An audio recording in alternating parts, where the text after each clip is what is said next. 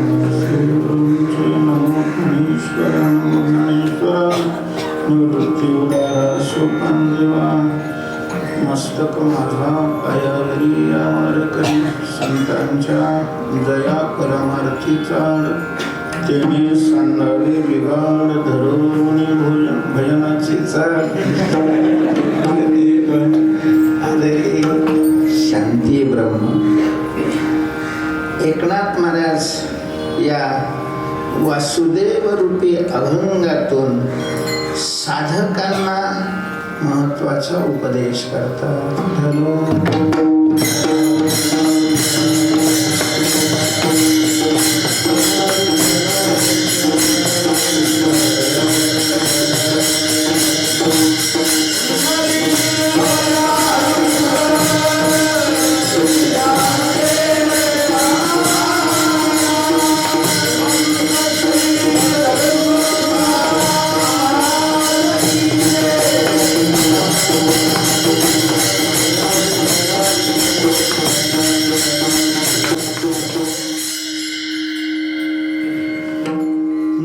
त्या परमार्थी चाड तेने सांगेल गाड घडवणी भजनाची चाड नित्याने आदरे सांडी मांडी करते. नाथ महाराजांचा वासुदेव प्रकरणातील आणि असाधारण अशा प्रकारचा उपदेश करणारा हा अभंगावर चिंतन करण्यापूर्वी सर्वांना ज्ञात असलं तरी विचार करणं अगत्याचं ठरेल. आपल्या समोर प्रतिमा अशा प्रकारच्या उभ्या आहेत असे आमचे आळंदी या क्षेत्रातले एकोणतराशी शिवराम पाटील कुराडे आमच्या भाऊंचे पिताश्री, त्यांचा प्रत्येक वर्षी हा पुण्यतिथीचा सोहळा साजरा करतात. भाऊ यावर्षी तोही आहे. आता थकले भाऊ होत नाही त्यांच्याकडून, आणि त्यांच्यापेक्षा वय कमी असलं तरी आम्ही थकलो.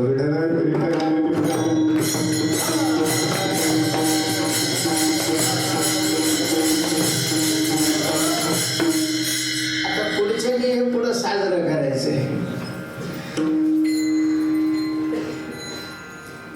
नाथ महाराजांचा अभंग अतिशय गोड अभंग आणि विशेष करून पारमार्थिकाला उपदेश करणारा. तसं महाराज तुकोबारायांच्या गाथेमध्ये सुद्धा 3/4 अभंग परमार्थ करणाऱ्या करताच लिहिलेले. लगेच जे परमार्थ करत नाही ना आहेत त्यांच्याकरता अभंग, पण फार नाहीत, थोडे आहेत. परमार्थ करणाऱ्या करतात जास्त, आणि त्यातले त्यात कीर्तन करा करता तर फारच आहे.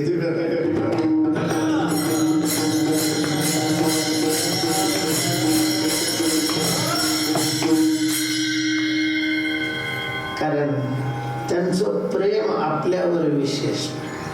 त्यांना माहिती आहे जे या मार्गालाच लागलेले नाही. ज्यांनी ठरवलेलंच आहे आपलं वाटोळं करायचं, ज्यांनी स्वतःनीच ठरवलेलं आहे आपलं वाटोळं करायचं, त्यांचं चांगलं देवही करू शकत नाही आणि संतही करू शकत नाही.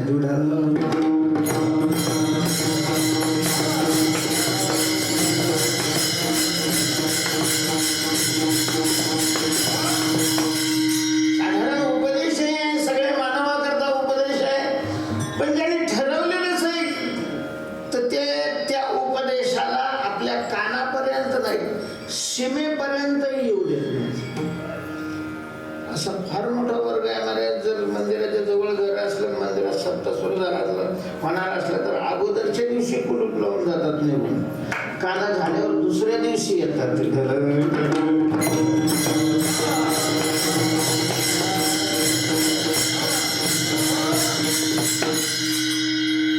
पण ज्यांचं प्रारब्ध चांगले, ज्यांना त्यांच्या पूर्व पुण्याईने हा रस्ता अशा प्रकारचा सापडलेला आहे, रस्त्यावर आलेले आहेत. माझी या संचिताचा ठेवा त्याने हे वाट धरली देवा. अशा प्रकारे परमार्थाच्या रस्त्यावर आलेल्याचं वाटोळं होऊ नये याची जास्त चिंता, काळजी बहुतेक या संतांना वाटत असावी असं त्यांच्या बोलण्यावरून दिसतं.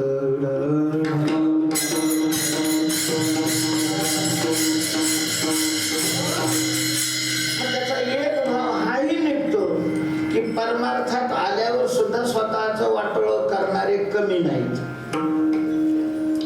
परमार्थाच्या मार्गात दिसणारे, गळ्यात माळा घालून पट्टा ओढणारे, आळंदी, पंढरपूर, पैठण, त्र्यंबकेश्वर, देऊळ या सगळ्या क्षेत्रात वावरत असून सुद्धा कृती अशी घडते आपल्याकडून की ज्याच्यामुळं हिताचा मार्ग सोडून अहिताच्या मार्गाला आपल्याला घेऊन जातो. एवढं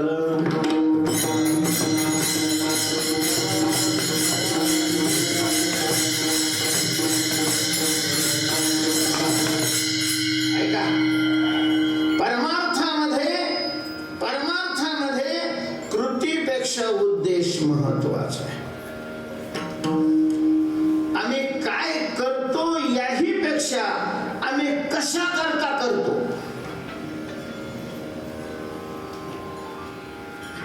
काय करतो याही पेक्षा कशा करता करतो. परमार्थ हा तसा काचेचा अशा प्रकारचं काम. तळा जायला वेळ नाही लागत.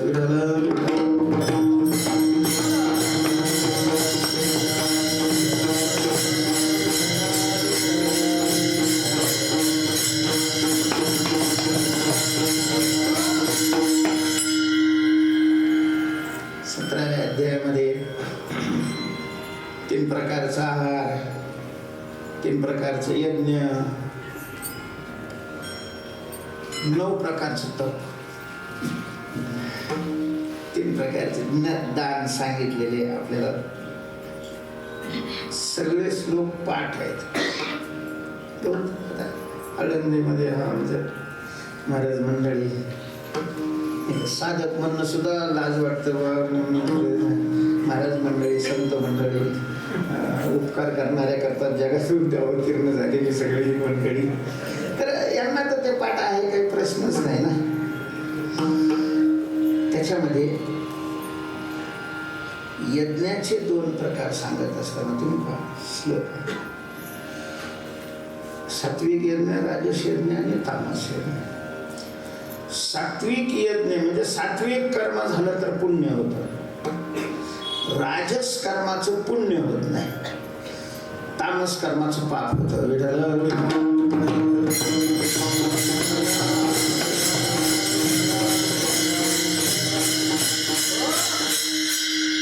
त्यामध्ये सात्विक कर्म आणि राजस कर्मामध्ये काय फरक आहे,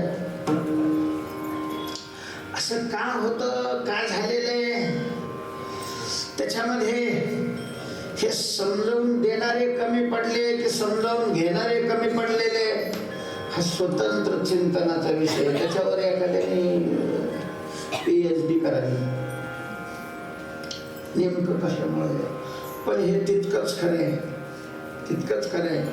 आज ह्या साधना करणारी माणसं सात्विक करण्यापेक्षा राजस करण्यामध्ये जास्त. तर फरक काय आहे त्याच्यात. यज्ञ म्हटलं की आपल्या लक्षात येतं कुंड आहे, मंडप आहे, वेदी आहे, त्याच्यावर देवाचे ते हे कसं विधी केला जातो, कुंड असतो, तेवढाच कुंड, विशिष्ट अशा प्रकारचे हवीर द्रव्य त्याच्याकरता असतात, मंत्र म्हणणारी ऋत्विज असतात आणि यजमान ते हवन करणारे यजमान असतात. सात्विक यज्ञामध्ये तसाच यज्ञ असतो, राजस यज्ञामध्ये तसंच सगळं तसंच, काडी काही बाहेरचा भाग वेगळा नसतो. एक सात्विक आणि एक राजस का, त्या श्लोकामध्ये तो जो यजमान आहे ना, यजमान त्याच्या उद्देशावरून एक तर सात्विक नाही तर राजस ठरतो. सात्विक अफलाकांक्षी युक्त, आपला काम शरीर यष्टव्य, हे करणं आपलं कर्तव्य आहे.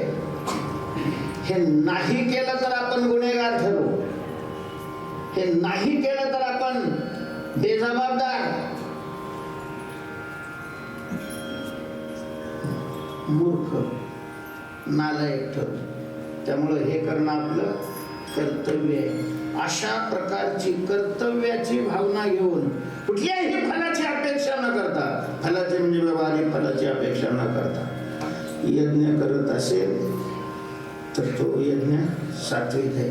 आणि सगळं तसंच, अभिसंधाय तु फलम दंभा परमार्थमपि चैव फलाची व्यवहारिक फलाची अपेक्षा ठेवून आणि दंभार्थ मोठेपणा दाखवण्याकरता बरेच आपल्यामध्ये हेच लय घुसले.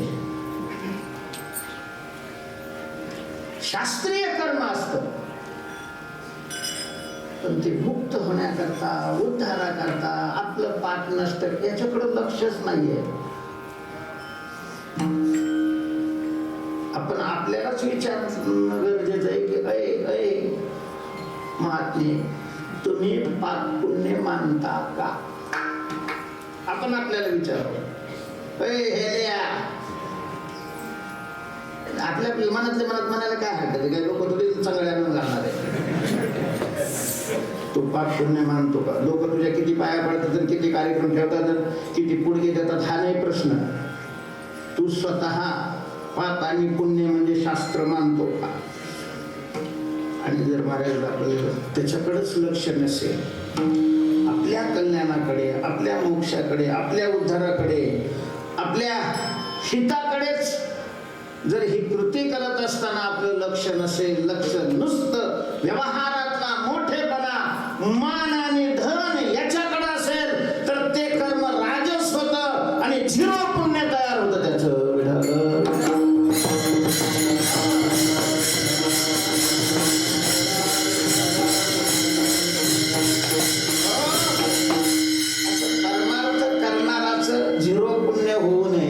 साधना व्यर्थ जाऊ नये म्हणूनच की काय कोण जाणे साधू संतांनी परमार्थ करणाऱ्याकडे आपल्या उपदेशाचा फोकस जास्त अशा प्रकारचा वाढवलेला आहे.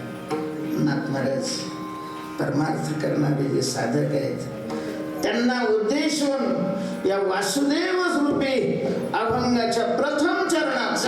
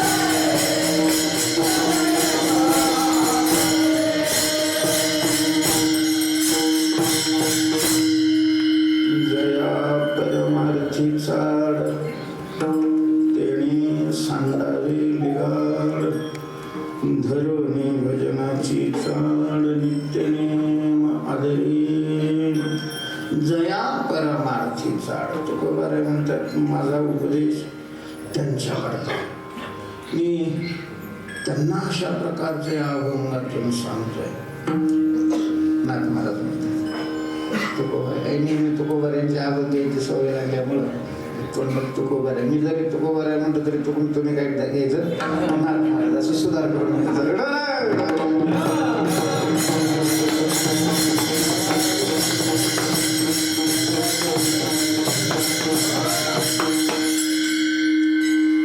जया परमार्थी साडा असं का म्हणलं असेल? परमार्थी चाळ म्हणजे परमार्थाची चाळ सगळ्याला नसते का? असेल तर चांगलंय, पण ज्याला आहे त्याला सांगतो. जगात मानव म्हणून जन्माला आलेल्या सगळ्यांना परमार्थाची चाळ नाही. चाळ अतिशय महत्वाची आहे महाराज. चाळ महत्वाची आहे. मनुष्य कुठे राहतो, कोणत्या व्यवसायात आहे, शिकलेला आहे की कमी शिकलेला आहे, श्रीमंत आहे की गरीब आहे की मध्यमवर्गीय आहे, सत्ताधारी आहे की विरोधी पक्षात आहे की कशातच त्या भानगडीतच नाही, हा भाग महत्वाचा नाही. त्याची चाळ महत्वाची. त्याला चाळ कशाची? तुम्ही म्हणाल चाळ का चाळ? चाळ ते शेतकऱ्याचं आहे, पेरायचं जे काही असतं ते याच्यातच आहे. चाळ त्याला काय नाव ठेवलेलं, पण आपला आता हा विषय तो नाहीये. चाळ, चाळ शब्दाचा अर्थ इच्छा.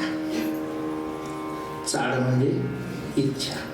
इच्छा, इच्छा अतिशय महत्वाची. इच्छा अतिशय महत्वाची.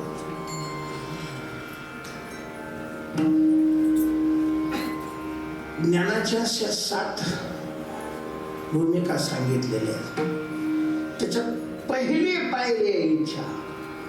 शुभेच्छा, शुभेच्छा. पहिली इच्छा, पहिली पायरी इच्छा. आणि संसारामध्ये दुःखाच्या जी साधनं सांगितले त्याच्यातही महाराज पहिली पायरी इच्छेची. काय दामोदरांनी ज्ञानेश्वरीमध्ये काय लिहिलं नाही असं काही ठेवलेलंच नाही. आपण भाग्यवाने त्याच्याकडे लक्ष देत नाही. ज्यांची 108 पारायण झालेली आहे ते सुद्धा ज्ञानेश्वरीच्या किती अर्थाशी संबंध आहे हा विचार करण्यासारखंच आहे. पारायण चांगलं आहे, पुण्य होईल पारायणाने, पण तात्काळ फल नाही मिळणार. तात्काळ फलाकरता त्याच्या अर्थाशी संबद्ध व्हावं लागेल. आणि त्याच्यात मध्ये एक ओवी अशी आहे, हे दोन्हीची उपाय सुखदुःखाशी. मनोरथ संगे न होय एरवी सिद्धी गेलेची आहे. हे दोन्हीची उपाय सुखदुःखाशी. मनोरथ संगे न होय. मनोरथ म्हणजेच इच्छा. मनोरथ म्हणजे इच्छा. आणि इच्छेच्या बरोबर जे मिळत नाही त्याचं नाव सुख आहे. जिथं इच्छा आहे तिथं सुख नाही, जिथं सुख आहे तिथं इच्छा नाही. इच्छा आणि सुख यांचा 36चा आकडा आहे असं ज्ञानोबराय म्हणतात.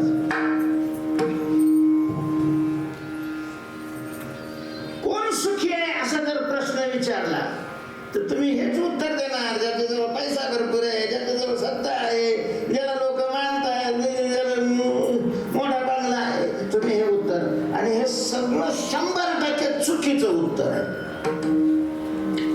आमच्या मान्यता वेगळ्या. आमच्या मान्यता फार लायकीच्या असतात आणि शहाणपणाच्या असतात असं माने. आपण मानतो स्वतःला शहाणा, तो भाग वेगळा. शहाणा असावं प्रत्येकाने हाही भाग वेगळा. म्हणून शहाणा असतो असं मात्र नाही ना.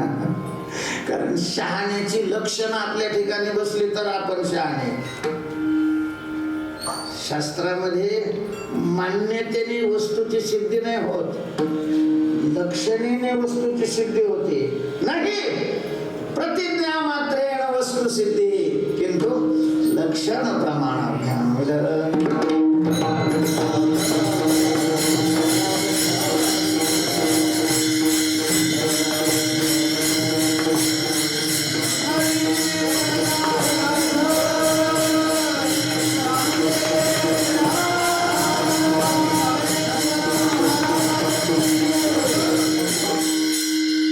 शहाण्याचे लक्षण असते. व्यावहारिक मान्यता शहाणपणाची आहे असं नाही. शहाणपणाच्या मान्यता पारमार्थिक आहेत, म्हणजे संतांच्या, शास्त्रीय आहे. संतांच्या मान्यता शहाणपणाच्या आहे.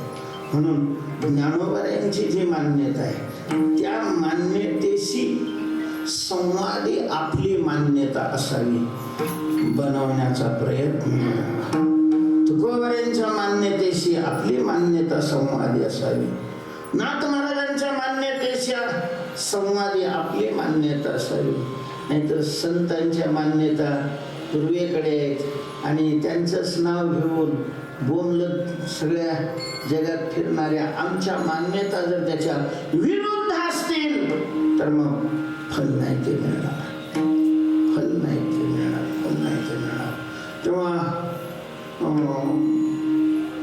सुखाची व्याख्या करत असताना ज्ञानोबा म्हणतात की सुखी कोण आणि दुःखी कोण. मनोरथ ज्याच्या चित्तात आहे तो दुःखी आहे. तो जागतिक लेवलचा एक नंबरचा श्रीमंत असला तरी सुखी असणारा श्रीमंत व्यवहारात नाही म्हणत. व्यवहारात श्रीमंत पैसा असणाराला म्हणतात, सुखी असणारा नाही म्हणत. पैसा असणारे सुखी असतात. ही मान्यता चित्तातून काढून टाकावी महाराज. आपल्याला जर आपलं हित व्हावं असं वाटत असेल, पैसा आवश्यक आहे, पैसा लागतोय, पण त्याच्या मर्यादा आहेत. पैशाचे हात सुखापर्यंत वा दुःख नष्ट करण्यापर्यंत नाही पोहोचत. सुख तुम्हाला 10 कोटीची गाडी, पैसा 10 कोटीची गाडी आणून देऊ शकतं. 10 कोटीच्या गाडीत बसलेली माणसं सुखी असतात ते तुम्ही नाही समज. बाकीच्याला वाटतं कमी आहे, त्याला काय कमी आहे म्हणजे त्याच्या दुःखाला काय कमी आहे असं त्याचा अर्थ. माझं नेहमी मी म्हणतो पण त्याचं अजून काही हे सापडा गेले होणार नाही असं नाही. एक मशीन काढावं वैज्ञानिकाने असं, जसं शुगरचं मशीन काढलेलं आहे, बीपीचं मशीन काढलेलं आहे, तसं एक असं सुख दुःख जाणण्याचं मशीन. आणि लय श्रीमंत आहे ना त्याच्या छातडाला लावले की त्याच्यावर आकडे आले पाहिजे. मग तुम्ही मधुकाने खाणाऱ्या आमच्या विद्यार्थ्याच्या छातीला लावायचं आणि करोडोपतीच्या छातीला लावायचं. कोण सुखी आहे? अरे काय महाराज, रस्त्याच्या कडाला पालक ठोकून झोपतात. काय झोपतात महाराज? संध्याकाळी झोपले तर सकाळी दिवस उगवल्यावर त्यांच्या बायकोला काकडा करावा लागतो. उठा काढून पाक्याचं पितर मस्त बांगला राहतो. करोडो रुपयाचे फर्निचर असतं, त्याला झोप नाही लागत. नुसतं गाड्याचं काट मोजीत असतं. काय ते सुखन द्यायचं काय नाही एवढं.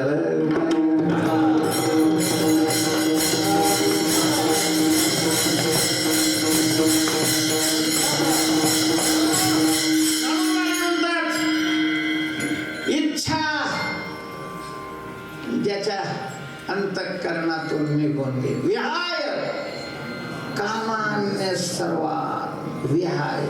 अंतर इच्छा पूर्ण नाही, इच्छा फेकून द्याव्या लागतात. विहाय सर्वान कामा, सगळ्या इच्छेला ज्याने काय केलेले? तिळांजळी दिली, मोठ माती दिली. निर्ममा निरांग सशांती, तो सुखी, तो सुखी, तो सुखी अशा प्रकारचा. हे चित्रलोक्य आनंदाचे आता कधी चित्त जगन्नाथा चरणी. अगदी चित्रलोक्य आनंदाचे आता चरणी जगन्नाथा चित्त ठेले. ठेले शब्दाचा अर्थ एक रूप झाले, जगन्नाथ स्वरूप झाले. आणि जगन्नाथ स्वरूप चित्त होण्याकरता चित्तातल्या संसारिक इच्छा हा सगळ्यात मोठा प्रतिबंध आहे. म्हणून जो पारमार्थिक आहे, परमार्थाची ज्याला इच्छा आहे त्याला परमार्थाची इच्छा आहे, त्याला पारमार्थिक म्हणतात. ज्याला संसारिक पदार्थाची इच्छा आहे त्याला संसारिक म्हणतात. धंदा काय करतो याच्यावर काहीही अवलंबून नाही. लय कीर्तन करणार आणि स्वतःला पारमार्थिक नाही मानावं. इच्छा कशाची आहे?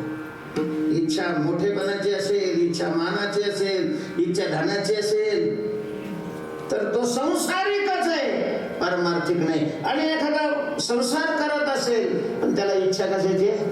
भगवत प्राप्तीची आहे. त्याला माहिती आहे की आपल्या संतांच्या मालिकेमध्ये मांस विक्रीचा धंदा करणारा एक संत आहे. सजन कसाया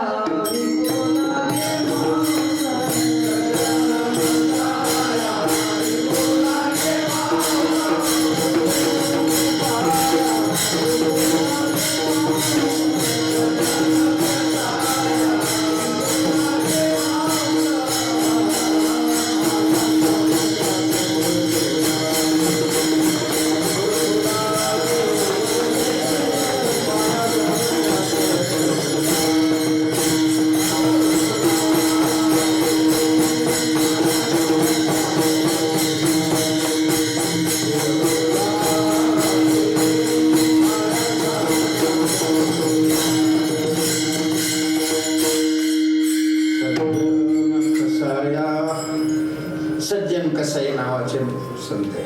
कसाई जातीला वडिलोपार्जित त्यांचा व्यवसाय मांस विक्रीचा आहे. तेही मांस विकायला बसायचं. संतांच्या यादीत नाव आहे. आम्हाला रोज 3-3 कीर्तन. पण संतांनी आमचा नंबर कोणाच्या यादीत टाकलेला आहे हा भाग महत्वाचा आहे. खरंच अर्जुन काय हा बापा नव्हता. बघा काही कुठे ते सत्य करीत होता का काही दिंड्या काढीत होता काय संबंध नाही. संसारिकच होता. पण भगवान त्याला म्हणतात भक्तो शिमे.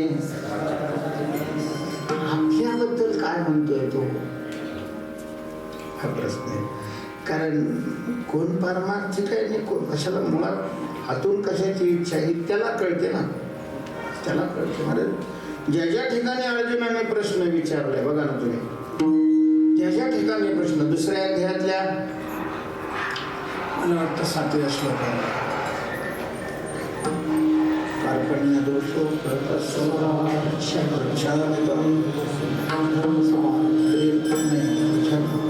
काय बरं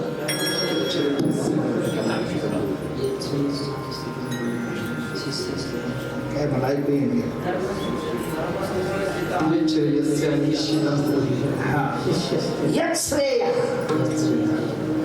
अपेक्षा निश्चित जे कल्याणाचं साधन आहे. मला ते युद्ध करायचं की युद्ध करायचं त्याचा नाही प्रश्न, पण माझं काय झालं पाहिजे, कल्याण झालं पाहिजे.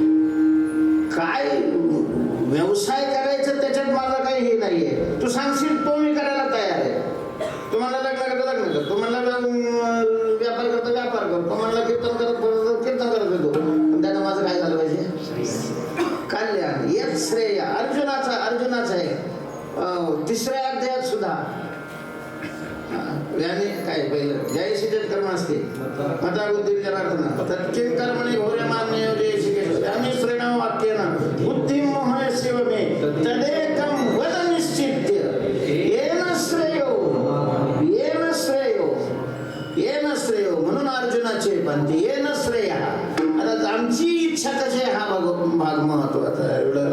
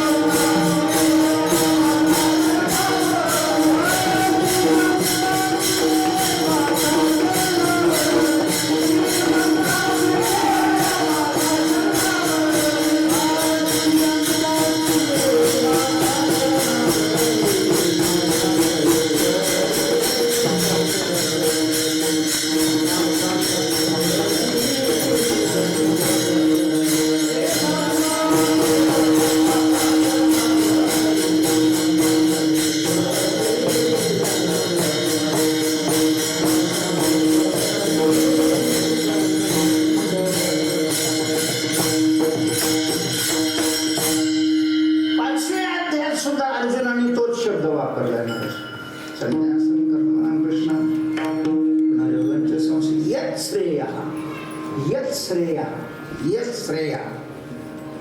म्हणून ज्ञानोबांनी म्हटले काय कोणास अर्जुनाची पंक्ती, ज्यांना श्रेयाची चाल आहे, श्रेयाची चाल आहे, प्रेयाची नाही. प्रेय वेगळं आणि श्रेय वेगळं. ज्यांना श्रेयाची इच्छा आहे त्यांना पारमार्थिक म्हणतात. श्रेय हे परमार्थ आहे. म्हणून दया परमार्थीचा.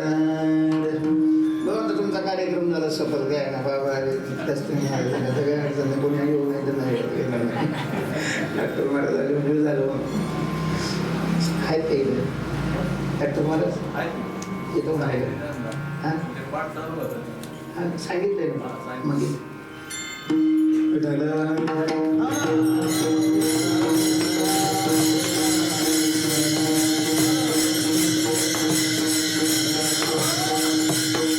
अर्जुनाने भगवंताकडे श्रेय प्राप्तीची करता साधन सांगण्याची अपेक्षा केली. अर्जुनाला श्रेयाची चाल होती.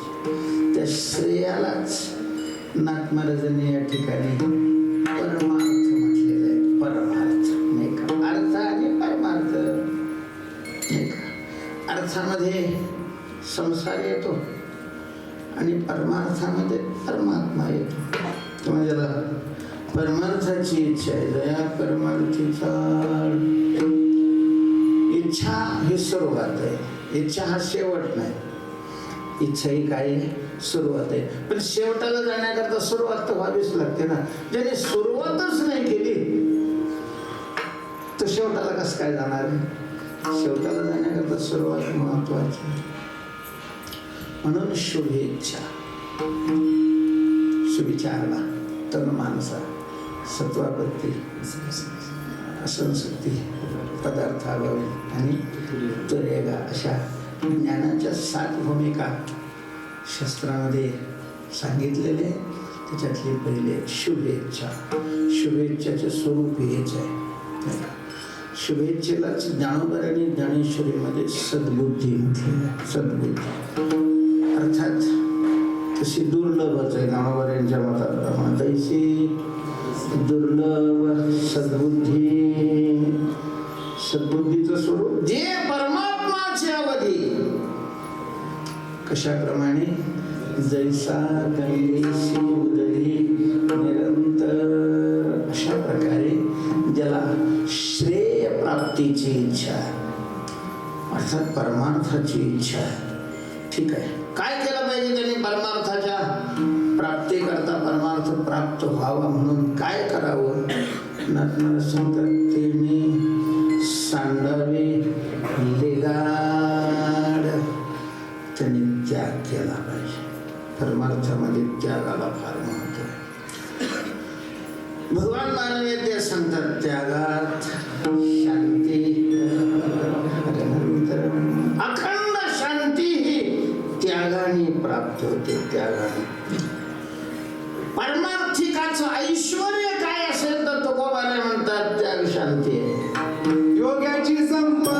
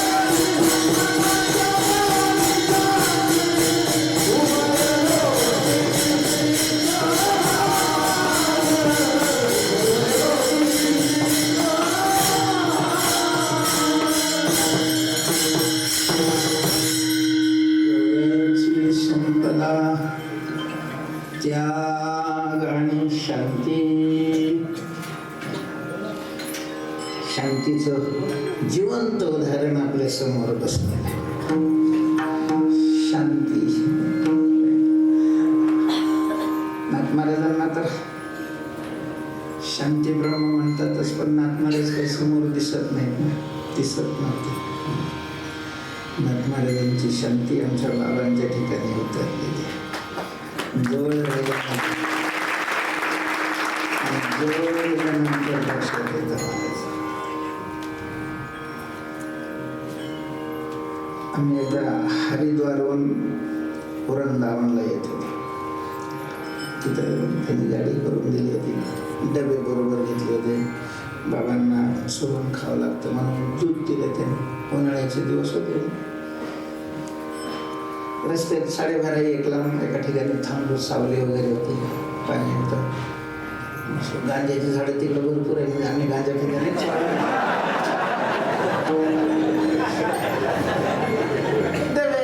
बाबांना चुरली पोळी, दूध वाढलं, बाकीचे सगळे.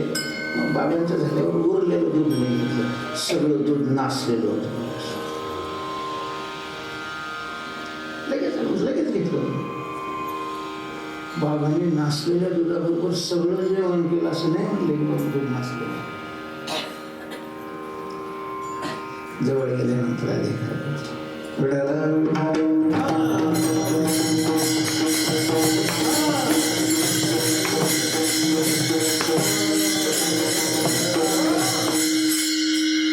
आणि अशा प्रकारची संपत्ती ज्या योगेजवळ आहे,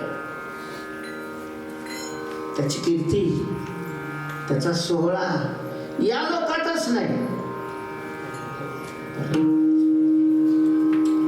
लोकी कीर्ती, सोहळा, मान, अशा प्रकारची परमार्थाची ज्याला इच्छा आहे त्यांनी लिगाड टाकून द्यावं. अशी वस्तू सांगितली, कपडे टाकून द्यावे. उघडं राहावं असं म्हणलं सोपं होतं ना, कपडे टाकून द्यायचं. घर काढून टाकून द्यायचं, आहार टाकून द्यायचा, असं शब्द कोणताच नाही सांगितलं. काय सांगितलंय? लिगाड टाकून द्यावे. लिगाड.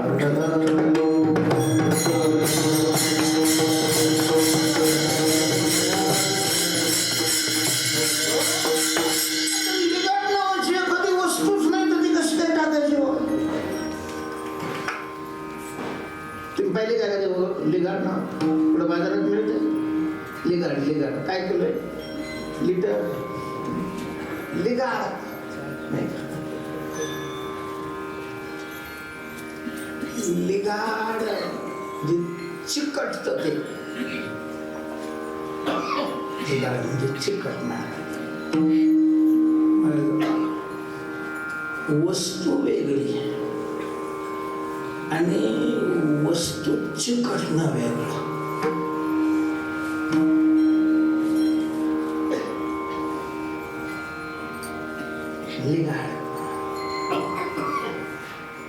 संसार टाकावा असं नाही म्हटलेलं, घरदार टाकावा असंही नाही म्हटलेलं. लिगाड टाकावा याचा अर्थ तुम्ही संसारात राहिले, घरदारात राहिले, काही अडचण नाही. फक्त लिगाडचे टाकायचं. तर असं एक वाटतं, लिगाड शब्दाचा अर्थ या ज्या माईक वस्तू आहेत त्या वस्तूचं जे आकर्षण आहे, त्या वस्तूची जी आसक्ती आहे,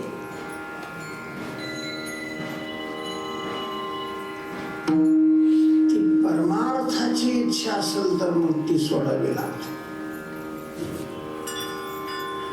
संकल्पाई माया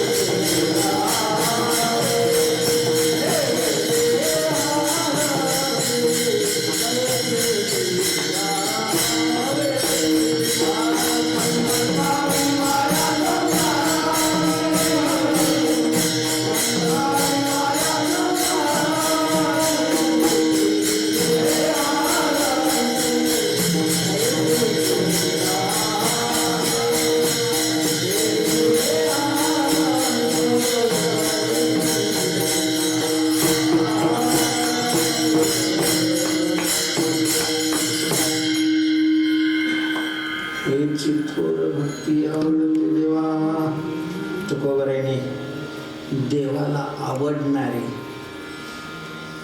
सर्वश्रेष्ठ असणाऱ्या भक्तीचं स्वरूप सांगितलेलं आहे आणि ते स्वरूप हे संसार काय संकल्पावी माया संसाराची माया संकल्प संसार संकल्प नाही म्हटले संसार सोडावा असं नाही म्हटलं संसाराविषयीची माया सोडावी संसार बाधक नाही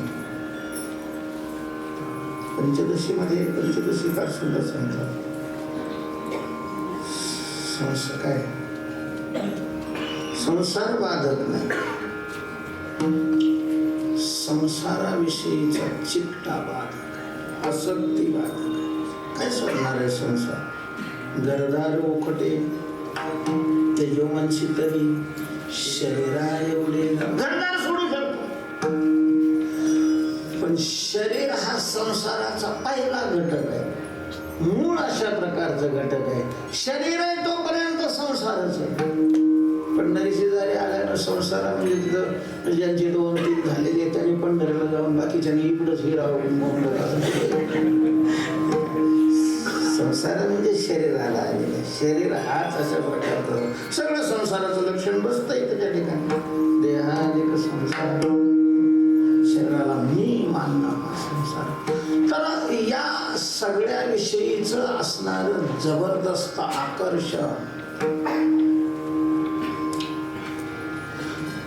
हा आकर्षण हा चित्त आहे हिरडी गाड आहे आणि म्हणून आपण पाहतो पुराणामध्ये वगैरे ऋषीचे जे प्रकार आहेत त्याच्यामध्ये राजर्षी आहे राजर्षी शब्दाचा अर्थ राजा असून ऋषी म्हणजे प्रत्यक्ष व्यवहारामध्ये कार्य राजाचं करतात आणि ते ऋषी आहेत शुकाचार्यांनी हेच म्हणलं ना त्यावेळेला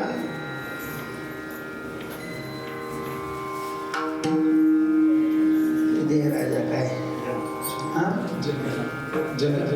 जनकाने उपदेश केला त्यांनी सांगितलं शुकाचार्य संपन्न नुसतं आता गावात जायचं म्हणून बोंबूट राहते तिथं काय तुझ्या राजाला सांग मी शुक आलेलो आहे ते गेलं महाराज तेजस्वी अशा प्रकारचे साधू आलेले तुमचे सांगतात की मी राजा मी शुक आलेलो आहे काही म्हणले भेटायची काही गरज नाही संगम त्यक्त्वा सुखी भव आसक्ती सोडा आणि सुखी व्हा कोण सांगतोय राजा कोणाला सांगतोय शुकाचार्य त्या शुकाचार्याला ज्यांनी जन्मल्याबरोबर पोर येतो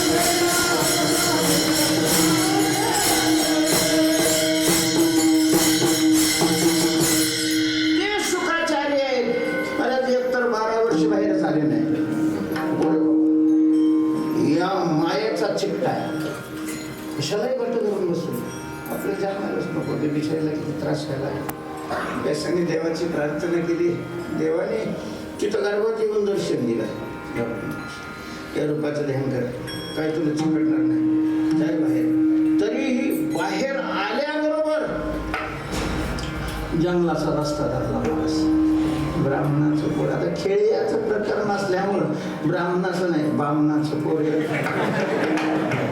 खेळ या प्रकाराने खेळ भाषाच वेगळी असते. रामभाऊ नाही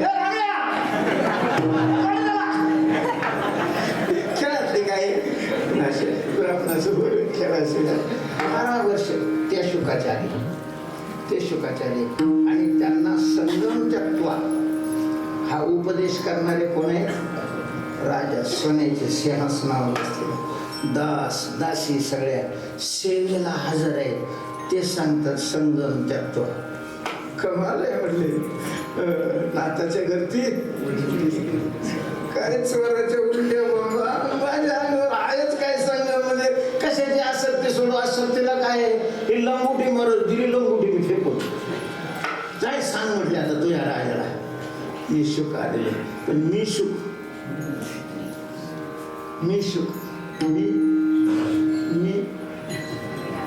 लिगाड मी कोणीतरी आहे. येऊन तेव्हा पुन्हा तोच उपदेश. पण मग आपल्या वडिलांनी यांना भेटायचं सांगितलेलं आहे आणि हे पुन्हा आपल्याला सांगतात संगम तत्व कशाची आसक्ती आहे. मी काय म्हटलं मी सुख. मग त्यांच्यावर हा सुख कुठला आला? हा सुख मेला कस काय लागला? झाली वृत्ती अंतर्मुख माणूस. मग राजे धावत आले. तेव्हा अशा प्रकारे मग हा जो चित्त आहे लेगाड ते सोडून मग नामस्मरणाची साधना करा. काय होतं मला हा चित्त असला आता आपण हे नामस्मरण करतच नाही असं थोडंच लगे तुकाराम महाराज इतकं करत नसलो तरी काय म्हणजे आपण काय लगे हिरण्यकशिपू थोडी नामस्मरण करतोच ना. पण इकडं विठ्ठल चालू असताना मनामध्ये मग याला मागायचं त्याच्याकडे जायचं त्याला सगळे संसार अशा प्रकारचं चालू असतं. त्याच्यामुळं साधना भगवंताला आकर्षित करील अशा स्वरूपाची होत नाही. म्हणून ना मला सांगतात त्याने सांगावी. आणि काय करायचं? धरोणी भजनाची चाड, परमार्थाची ज्याला चाड आहे त्याला भजनाची चाड पाहिजे. भजनाची चाड नसेल तर याचा अर्थ आहे त्याला परमार्थाची चाड नाही. परमार्थी कशा प्रकारची चाड नाही. त्याने परमार्थ भजनाची इच्छा धरावी. पण ते भजन कसं पाहिजे? नित्य नेम. काय बुवा आजताच खाल्लंय ते चला आपलं वचनाला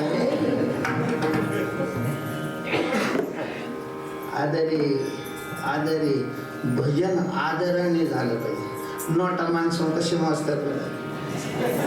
अरे नोटा मोजणारे नाही, नोटा मोजणाऱ्याकडे पाहणारे सुद्धा कशा आदराने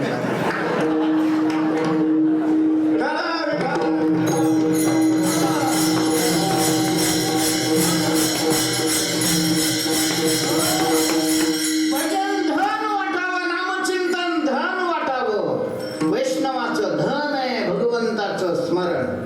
हेचे ज्याचे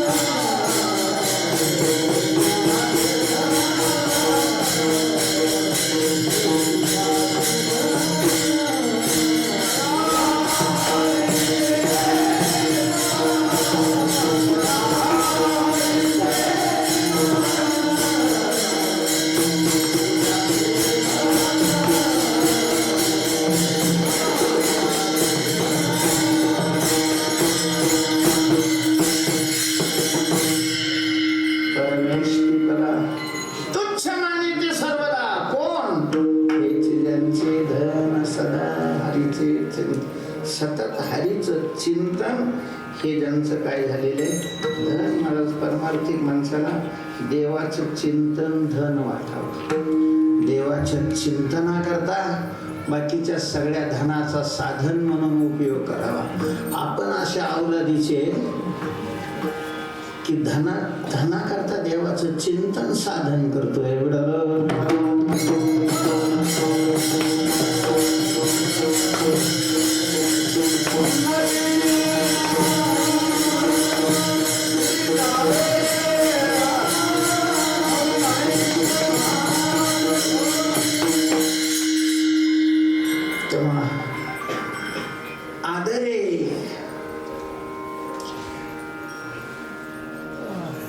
धरुणी भजनाची चाड नित्य नियम आदर नियमाने चिंतन व्हावं, आदराने चिंतन व्हावं आणि नित्य म्हणजे सकाळी 7 ते 7:30 आज दुसऱ्या दिवशी सकाळी 7:30 7 ते 7:30 हे नित्य नाही, हे तर नैमित्तिक झालं.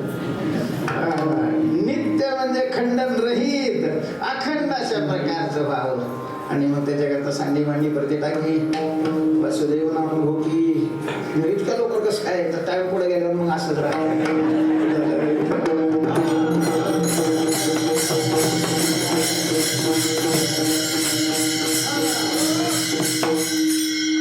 बाकी काही अडचण नाही. आपलं जास्त हे सोडायचं ते धरायचं, ते धरायचं हे सोडायचं, याच्यात टाइम घालवण्याची काही आवश्यकता नाही. आहे त्या स्थितीमध्ये जैसी स्थिती आहे तर सांडी मांडी प्रत्येक टाकी वासुदेव नाम भगवंताच्या नामाचं अखंड अखंड अखंड नामा मनेला खोली सदा अनंत नामी वाहू गोविंदा. नामापुढा नाम नामापुढा नाम नामापुढा नाम अखंड भगवंताचं अखंड नामनाचं तसे माझे जयाचे वाचे पुढे रोजे अखंड नाम असा प्रयत्न करावा. अशा प्रकारची साधना बनवण्याचं उद्दिष्ट ठेवावं.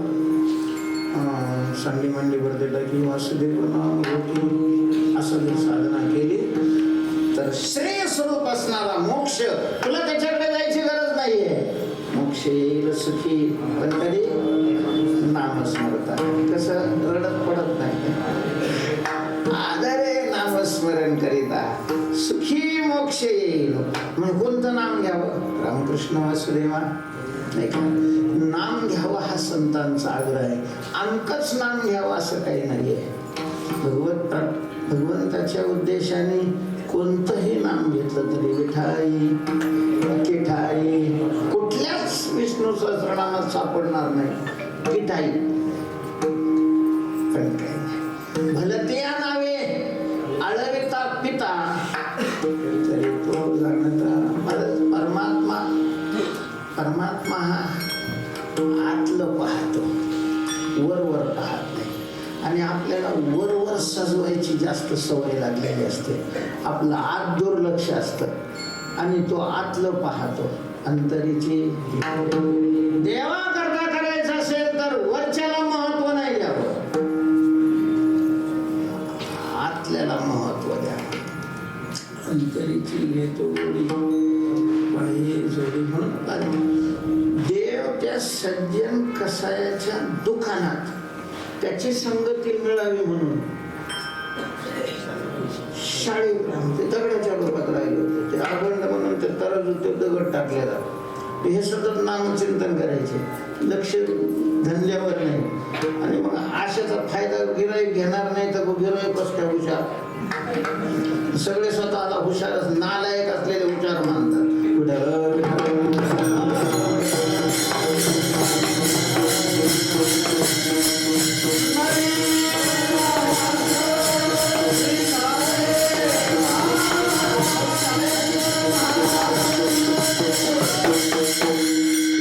अर्ध्या किलोचे पैसे द्यायचे आणि द्या 2 किलो. त्याने पैसे पाहायचे नाही, पेटीत टाकायचे आणि लगेच 2 किलोचं माप टाकायचं. त्याने किती किलोचं माप टाकलं हा नाही प्रश्न. म्हणजे ते अगोंड जे आहे ना तर ते पैसे किती दिले ते पाहायचं, तेवढंच वजन द्यायचं. देव बाहेरचं पाहत नव्हता.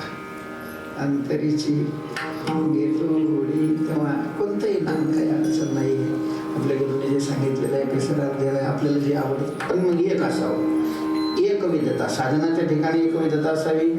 आपलं जे ध्येय स्वरूप आहे त्याच्याविषयी एकविधता असावी. एकविध आम्ही नजरून पाहिलं आणि संदेह वाट सापडली तेव्हा रामकृष्ण राम म्हणा, कृष्ण म्हणा, वासुदेव म्हणा, रामकृष्ण वासुदेव म्हणा, विठ्ठल म्हणा, केशव म्हणा, रामकृष्ण हरी विठ्ठल केशवा मंत्र हा जपावा सर्व काळ रामकृष्ण वासुदेवा. धरी हाची दृढ भावा, पण भाव दृढ असणं गरजेचं आहे. भाव शब्दाचा त्या ठिकाणी विश्वास असा आहे. परमार्थाचं भांडवल विश्वास आहे. विश्वास आपला संत वाक्यावर किती विश्वास आहे त्याच्यावर आपल्याला फल कधी आणि काय मिळेल ते अवलंबून. धैर्याची दृढ व्हावा आणि मग याचीच हाव करायची. अनेकाचा हेवा याच्या वाचून जे दुसरं आहे मग ते सगळंच बाकीचं दुरी करी. पण ते बी कसं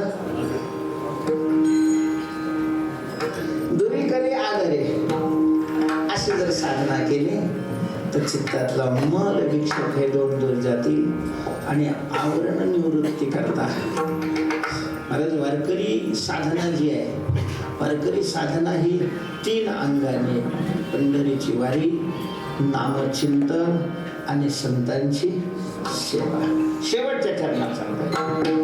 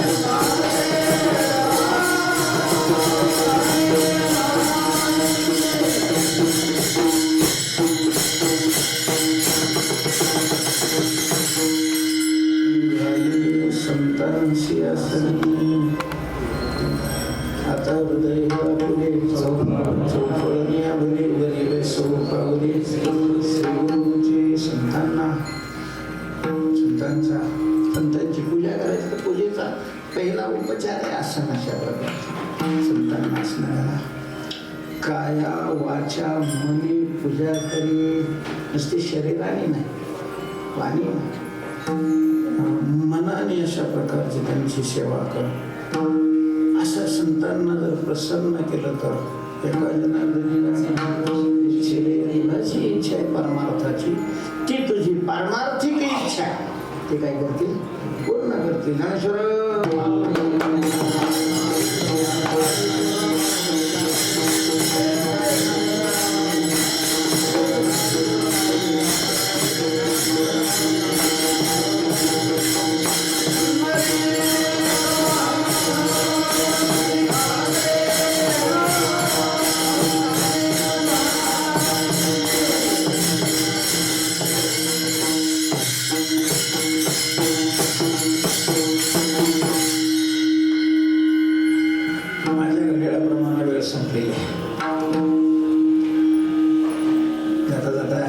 सर्वांना प्रार्थना आहे आता प्रसाद घेऊन जायचे. यावर्षी विठ्ठल आश्रम परिवाराकडून